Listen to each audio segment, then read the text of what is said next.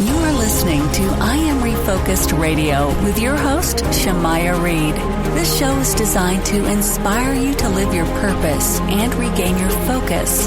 And now, here's your host, Shamaya Reed.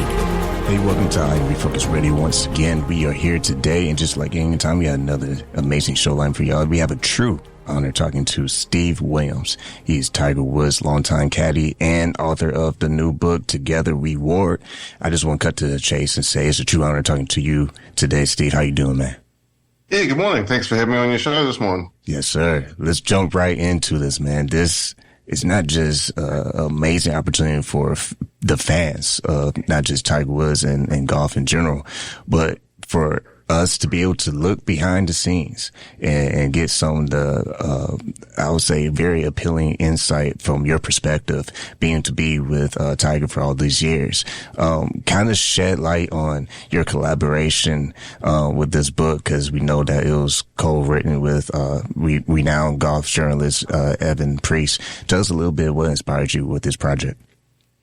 Yeah, Evan's an Australian journalist. I'm a New Zealander, and Evin and I, during COVID, did a podcast series called Chasing Majors, which turned out very popular. It was a 13-episode podcast series over all the major championship victories that I was fortunate to be part of. So we got a lot of interest off that program, off that podcast, and some interest from some publishers to possibly expand on that into a book, of which Evan and I discussed, and over a period of time worked out an arrangement to do that. So, yeah, we're Evan and I are like really proud of the book. It's a backstage pass to one of the best chapters in golf history. So it'll give the viewers, a lot of detail behind the scenes sort of thing, and I'll cover over a lot of the iconic moments from Tiger's career in sort of detail. So, yeah, it's pretty exciting, and we're really happy the way it's turned out.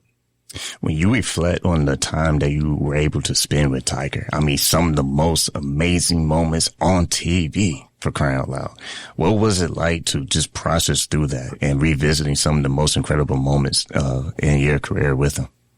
Yeah, to be honest with you, in the time that I was working for Tiger, there was no looking in the rear view mirror. It was always going forward, looking forward to the next major, the next tournament, next year, and so forth. Always, and Tiger had that ultimate goal that he was chasing down Jack Nicklaus's record of 18 majors. So that was the ultimate goal, and that's what motivated you every single day to do your job and keep getting better. But writing the book was a very great experience for me. It was a trip down memory lane. And I got out all my old yardage books, all my notes that I kept, and all the memorabilia I had, and so forth. And then, as we were writing each chapter, and that is doing some, research into some of the events, and it was absolutely awesome to be able to recall a lot of the moments. It was, like I said, a trip down memory lane, and we were fortunate enough to have a good piece of time to write this book. So Evan and I would be writing along, and something would jog my memory from a chapter of 3 or 4 or 5 chapters ago, and we'd be able to sit down, stop, and write something else into that chapter. So yeah, no, like I said, we're extremely happy the way the book's turned out. And we think the reader will be, like I said, it's like a backstage pass to one of the greatest periods of professional golf that we've seen in the modern era.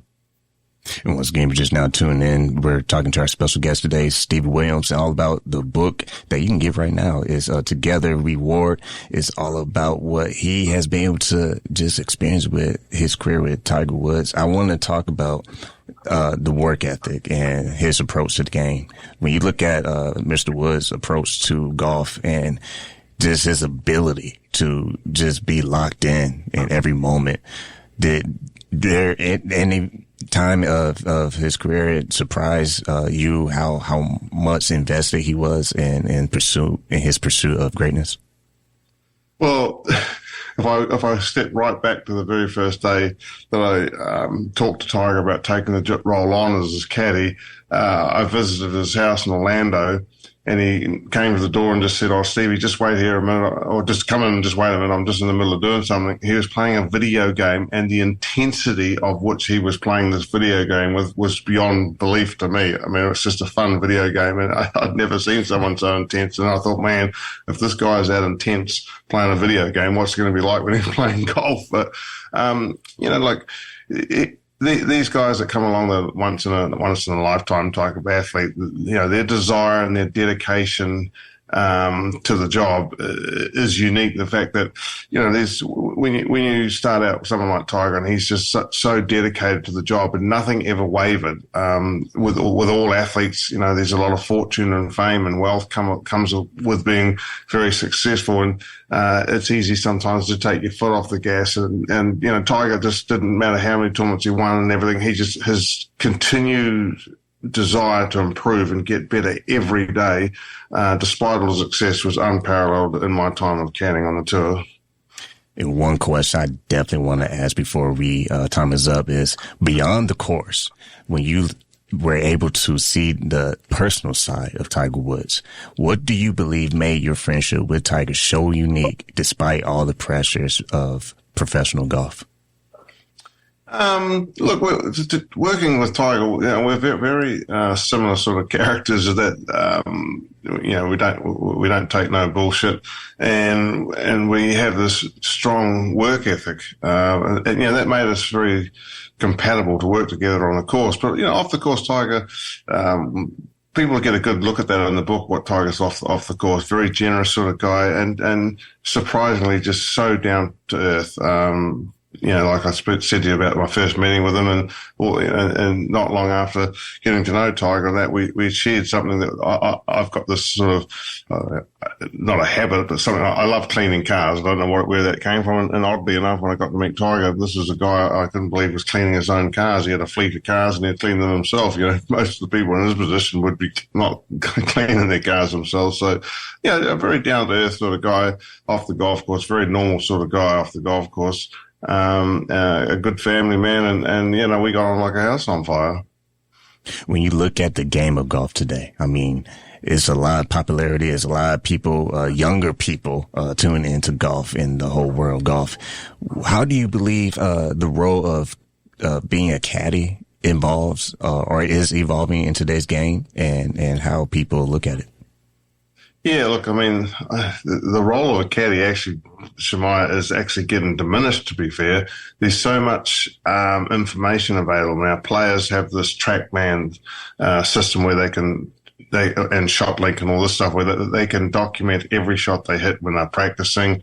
And there's so much information available. They have these green reading yardage books, and there's so much information available for the caddies and pro golfers. So that's why in the last sort of 10 years or so, there's a lot more players that are playing professional golf that actually don't hire a professional caddy. They bring a friend, a relative, or someone that's not actually a professional caddy whilst they're working in the role as a professional caddy. That's not that's what their background is. So the role of a caddy is slightly diminished, just due to all the information available, and some of that information, that caddies previously brought, is information that you can easily get, through different devices now. So slightly different, but, you'll always find the very top golfers generally have a professional caddying for them, because those are guys who've got the experience and know how to handle things in the heat of a moment in big tournaments. And one more question for you, Steve Williams. When you look at your relationship with Tiger Woods that you were blessed to have, what, if you could, will be one of the biggest life lessons you learned from him personally? Oh, the biggest life lesson I work with Tiger is just, work ethic and to keep looking forward.